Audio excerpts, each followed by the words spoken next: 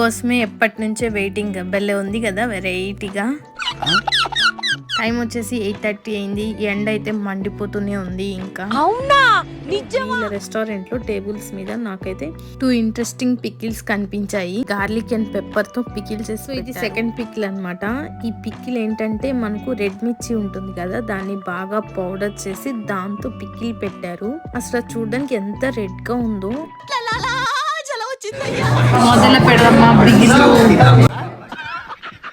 First అయితే taste చూద్దాం. ఏదో తేడాగా ఉందండి.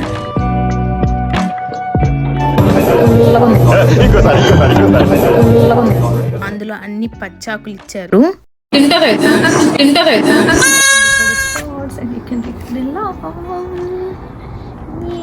I got this finally.